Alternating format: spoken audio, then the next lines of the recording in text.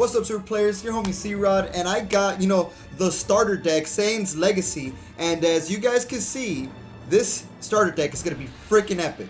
So this one is for beginners. As you guys can see, it says for beginners. The other starter deck, or the expert box, if you will, that one is for experts. So I feel like you got to be playing the game a little bit to understand how to play that game, because that game just throws a bunch of mechanics at you. So we're going to be opening up the Saiyan Legacy and see if it's worth it. So this one actually costs $12. It's $2 cheaper than the expert box. So we're going to see, do you want to pull, like, if you only have money for one, do you want to get this one, or do you want to get this booster box or starter box, or do you want to get the expert box? So you also get a cool playmat. Let's open this up real quick. It has Kaioken Goku, it has Vegeta, and it has Raditz in the middle. It's gonna be pretty tight, it's not bad. Like, look at it, take a look at it. It's not too bad. So you get a cool playmat, but what we really care about is the actual,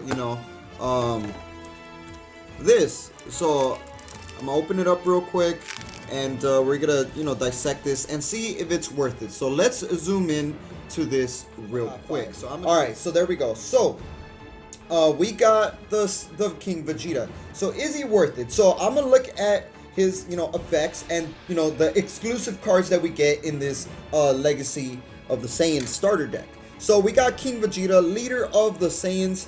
What does this guy do? Well, what he does is he has an activate main that you can choose between two abilities on his awakened side. So one ability you could choose, which is right here. Pretty much you get one of your Saiyan cards that happens to be red or green, put it in the drop area, and he goes from a 15k to a 20k because he gains 5k boost power and double strike, and you draw a card.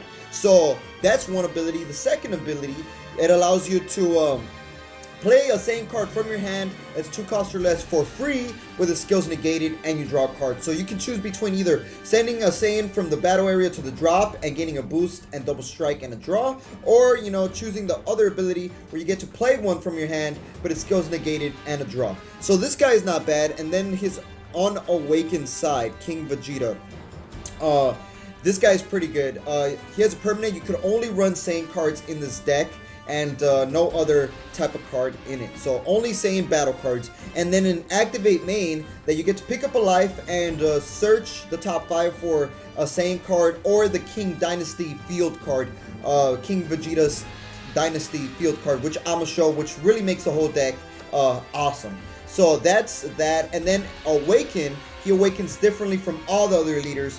You need to have the field card King Vegeta's Dynasty on play and 3 energies, and then just like that, you can flip the leader over and do some damage with his awakened side, reset an energy, and draw a card. So that is King Vegeta. And then we get this exclusive card, this starter rarity card is so good. It's a Kaioken, Faded Kaioken Son Goku. What this card does is he has a rival for 2 energies. You're able to just bring him out onto the field, and on top of that, he also has activate main ability, pick up a life, and he is a dual attack double strike battle card. And this guy's gonna bring in some pressure for sure. This guy is clutch as hell. He's one of the best cards in this, in my opinion. And then we got Raditz Earth Invader. Okay, so this guy is clutch as well. What he does is he pretty much comes out onto the field for free. You do not have to pay his energies. If a King Vegeta's Dynasty field card went from the battle area to the drop. So whenever you lose the King Vegeta's Dynasty, you have this guy in your hand, you can just play him out for free, but you cannot have multiple of these guys on the field. So we get a hollow version of that. That's pretty darn sick as well. Pretty excited on that part. And then we get this card, which is going to be my favorite card of the new starter deck rarities, which I'm gonna go over in a little bit. King Vegeta's Royal Prince is gonna be so good. He has an activate main. You only get 1 hollow of this one, and what he does is you get to pick up a life, right? Pick up a life, and he gains critical and a 5k boost. This is freaking clutch, because now you don't have to attack. Like most cards, you have to attack and then activate his auto. This guy has an activate main. You can just keep him in active mode to guarantee self-awaken. But our leader awakens with King Vegeta's Dynasty anyways. But this guy's good. This guy is pick up a life, gains 5k boost, and critical, and you don't have to actually attack with it. So it's going to be very useful for other decks, you know, that struggle with Awakening. And it's a Vegeta card.